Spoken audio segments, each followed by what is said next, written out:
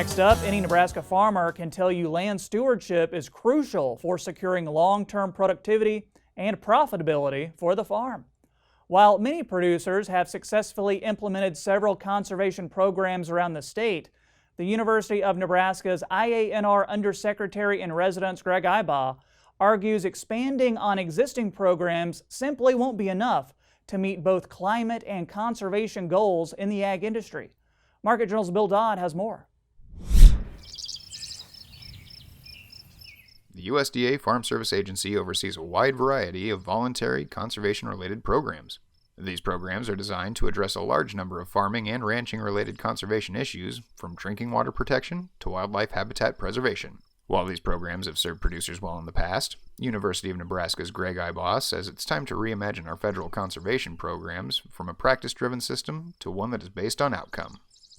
So when I use the term practice-driven, I'm talking about the fact that they have a certain process they want you to do. Maybe it's plant a cover crop of a certain group of species, let it grow so tall, and maybe you're not able to graze it. And they're very prescriptive about how you implement that practice. And so that's how they decide whether or not you would qualify for a payment.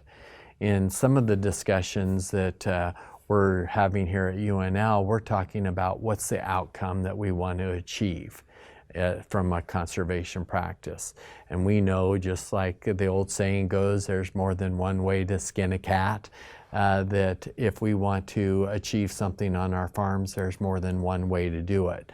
So if we want to improve water quality, if we want to improve the nutrient management, if we want to reduce the amount of water we're using on our properties, if we want to curb erosion, there's more than one way to do that. And so what we're looking at UNL is there a way that we could measure how we're achieving those goals or what the outcome is, and then create a payment-based system for NRCS and USDA based on achieving an outcome, which would include practices farmers already use. An outcome-based approach would recognize those things that farmers and ranchers are already doing. And as we know, Nebraska farmers and ranchers are some of the first adopters. They're the most progressive when it comes to adopting new technologies or trying new farming methods. We outpace almost any other state in the nation there. So by the time NRCS recognizes that this might be a good practice, Nebraska has already started implementing it. And so by looking at an outcome, we would be able to not only reward and encourage people who aren't engaged in the practice, rotational grazing, to do that, but we might also be able to look back and give farmers and ranchers credit for practices like no-till, cover crops, and rotational grazing that they've already adopted on their farm because it contributes to the outcome that is desired. When it comes to getting the ball rolling on such a progressive change, land-grant universities such as UNL could play a key role in determining a science-based model that could measure conservation costs and benefits for individual operations. So as we look at different practices, we know that as we look across our nation, there are different soil types, there's different climatic zones. It's a lot easier to establish a cover crop in Missouri than it is to establish one in North Dakota. And so a land-grant university across our nation could look at the current conditions, the current soil types, the current topography of the local farmers and ranchers within their service area, and design programs and measure the outcomes from different practices locally within our state of Nebraska, for example.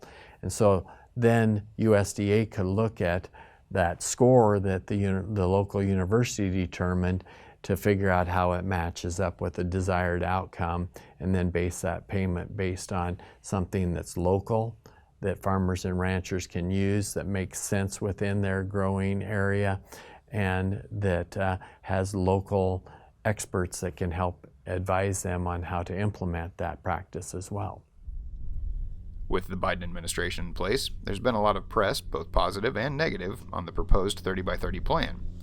With an outcome-driven approach to federal conservation programs, this particular proposal may not seem quite as controversial. Well, there's a lot of discussion about the 30 by 30 proposal. Some people are very concerned about it. Some people think it's a great idea. What I think is that if we recognized what farmers and ranchers were already doing on their properties and not just expect them to do more, that we would find out that many of the goals of 30 by 30, we might be a long way in reaching that conservation goal of 30% under conservation programs by 2030. And so that way we would be able to accomplish an administration goal, but also by recognizing what farmers and ranchers already do, and then create those policy and payment programs within USDA, whether it be carbon banking or water quality incentive programs that are tailored to those outcomes that are desired as well, and we're rewarding for outcomes, not just activities.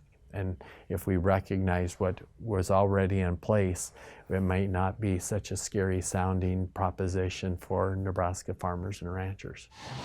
Either way we look at these programs, it's evident that today's consumers want assurances that agricultural production is performed in the most sustainable way possible.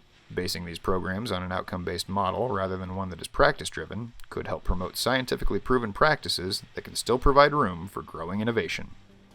Reporting for Market Journal, I'm Bill Dodd.